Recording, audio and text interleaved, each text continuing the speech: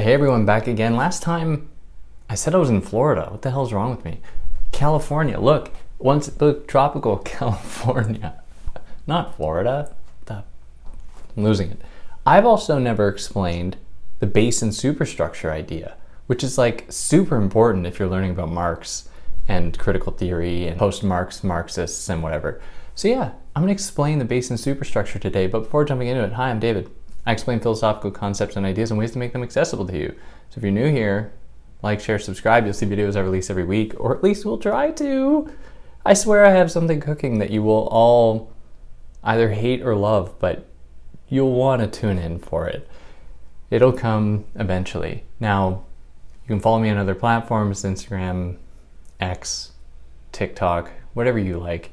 Links for all such things in the descriptions. You can help me out monetarily via Patreon or PayPal, but no pressure to do that. You know, liking, sharing, subscribing does wonders for me.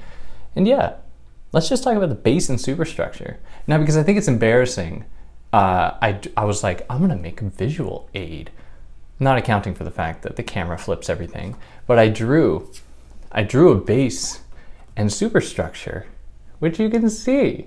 I mean, how cute am I? How cute is this? With the base and the superstructure. But this is the idea within Marxist analysis from his critique of political economy, but we find it throughout all of his work really, is that society can roughly be divided into two segments. There's the economy, specifically the economic basis upon which everything else can grow, and then there's everything else: culture, society, religion, politics. All of these things really simply depend upon value being extracted from the economy, creating wealth so that people aren't spending all their time doing stuff like procuring food, hunting and gathering, so that they can actually there's some amount of surplus and people are out doing things that aren't about just satisfying immediate needs, doing stuff beyond the economy. And this group grows, that is the superstructure on top grows as the economy grows, and there's more wealth being made so that people can do all of this other stuff. Now, if you're listening to this and you're like, clearly already versed in Marxism, I'm going to sound like essentially a vulgar capitalist right now. But really, it's good to know right off the bat that that's what it is, base superstructure dynamic. But within Marxism, the point is actually very different. And that is that within this structure can be used to understand the way in which one group of people, that is the working classes that belong to the economic sphere and that comprise the vast majority of all people, do not just create value neutrally in that space. Instead, value is created there through their exploitation. And it is only upon exploitation, not the nebulous, humanely described just random creation of wealth that happens in the economy. It is through their exploitation that value is created through surplus value to create the superstructure, to permit things like society and culture to form. And this is the fundamental basis upon which society really rests. However, within this dynamic, within the base superstructure dynamic, where the base is like the bottom of the pyramid, superstructure is the top, you cannot really have one without the other. I mean, they very much go hand in hand. The distribution between them can certainly change. More of an emphasis on the economy, more of an emphasis on working people, paying working people more, emphasizing what can be satisfied in the economy versus finding realization in the superstructure, in the world of art and culture and society. Not to say that one is necessarily a better avenue to realizing human potential, but in any case, these things, they go on.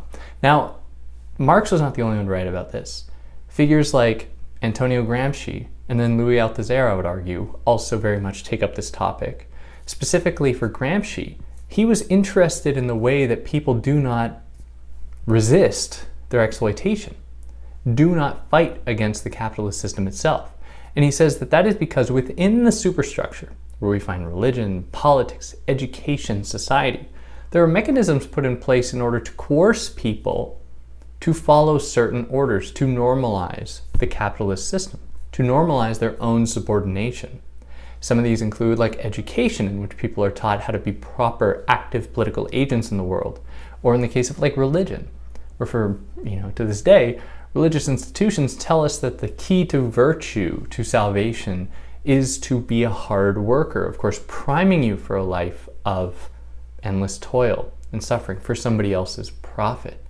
Now, these are the ways in which the eventual revolution is like staved off. People become complacent. They're taught to be complacent and to naturalize and normalize this system. Now, someone like Louis Althusser says something very similar. He identifies various different sources of power, but he identifies as ideological state apparatuses and repressive state apparatuses that both belong to the superstructural element. Ideological state apparatuses are like school, government, hospitals, the bureaucracy, that do not control people through direct, like overt physical means, but instead do so by keeping track of them, managing them, directing them. He contrasts this with, or says they work alongside, repressive state apparatuses that are those more overt forms of control, prisons, police, army, and so on, that will step in when the ideological state apparatuses are no longer equipped to deal with civil unrest, for example. So these are just a few different perspectives about on the base superstructure dynamic, how they work together, and how the capitalist relations of production are normalized in the superstructure to keep the economy going. Now in the future, who knows? Maybe there will be a perfect meeting of the base and superstructure where our economic goals happen to perfectly match our ideological ones, those that exist in the superstructure, so that as humans we actually attain everything that we need, so that we pursue things that will move us forward in time, historically, that will make it so that the most amount of people can live the most happily for the least amount of work. I don't actually know what it'll look like. I'm not living in the future. But these are just some possibilities about what it might look like. And I'd love to hear what you have to say. What do you think it'll look like?